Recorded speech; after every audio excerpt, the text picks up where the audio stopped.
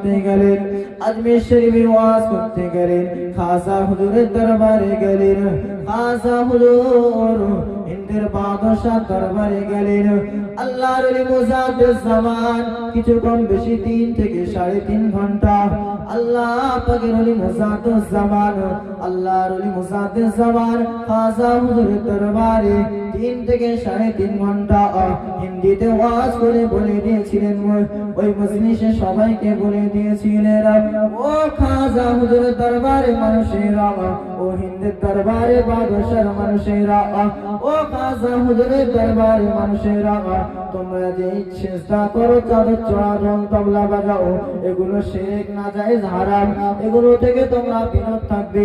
এমন সময় ওই আজমির শরীফের মানুষেরা ক্ষিপ্ত হয়ে বলেছিলেন, ও বাংলার পীর মুজাদ্দিদ জামান, আপনি কি বলেন? আমরা কি গুনার কাজ করছি? আমরা কি শিরকি কাজ করছি?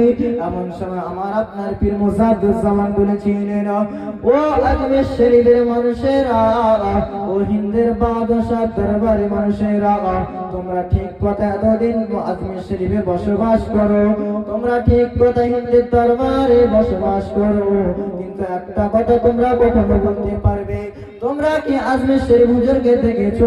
তোমরা কি খাজা হুজুরকে একবারের জন্য বলে দেখেছো?